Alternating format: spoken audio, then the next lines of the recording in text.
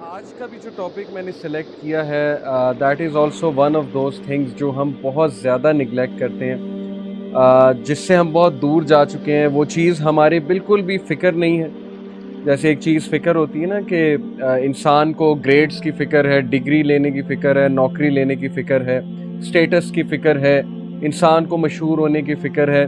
ये जो needs define किए हैं अब्राहम मैस्लो ने, अब्राहम मैस्लो एक साइकोलॉजिस्ट था।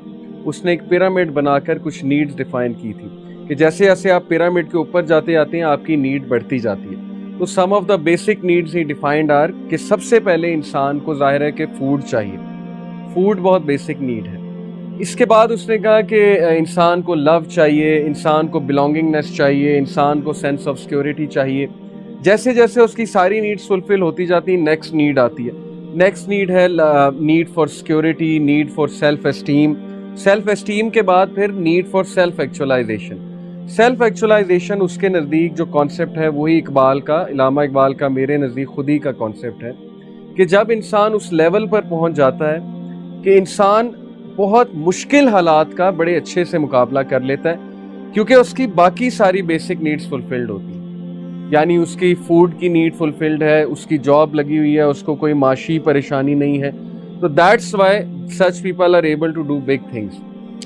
लेकिन मेरा ये मानना है कि अब्राहम मैस्लो का जो हायरार्की है, ये जो नीड्स की हायरार्की बनाई ना, इसे कहते हैं hierarchy of needs theory. Abraham Maslow की थ्योरी है। सहाबा के पास बेसिक नेसेसिटीज भी नहीं थी। फूड, यानी ऐसे भी वक्त आए हैं रसूलुल्लाह सल्लल्लाहु अलैहि वसल्लम पे, सहाबा पे, कि खाने को 2 वक्त का खाना मौजूद नहीं था, बल्कि पूरे पूरे दिन का खाना मौजूद नहीं होता था, और 1 खजूर 2 खजूर पे गुजारा करते थे। तो ये वाली नीड तो उनकी फुलफिल्ड नहीं थी। ना ही उनकी वो वाली नीड फुलफिल्ड थी कि मुआशरे में वो रिस्पेक्ट नहीं है। जैसे आज की सोसाइटी में भी जो इस्लाम पर चलने की कोशिश करेगा या जो जाहिर है कि दीन पर चलेगा, वो रिस्पेक्ट खो देगा, उसको इनकॉम्पिटेंट लेबल किया जाएगा। ये तो एक हदीस में भी आता है ना कि क़यामत के करीब तुम्हें चॉइस दी जाएगी, या इनकॉम्पिटेंट लेबल हो जाओ या इमोरलिटी का रास्ता इख्तियार करो। तो नबी सल्लल्लाहु अलैहि वसल्लम ने कहा कि choose being incompetent, choose being labelled as incompetent.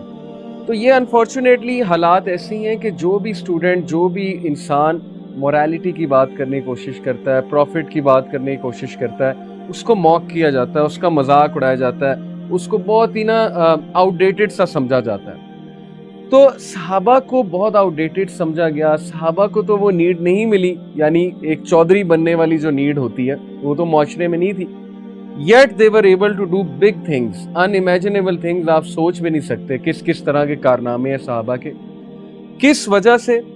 क्योंकि मैं समझता हूँ उनके पास ये एक चीज थी, जो चीज आज हमारा टॉपिक भी है। वो एक चीज क्या थी कि इलामा इकबाल ने कहा है ना कि हमने तो दरिया में भी घोड़े दौड़ा दिए।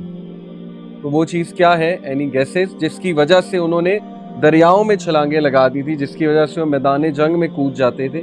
वो किस चीज की पावर थी उनके अंदर? बेसिक नेसेसिटीज तो नहीं थी।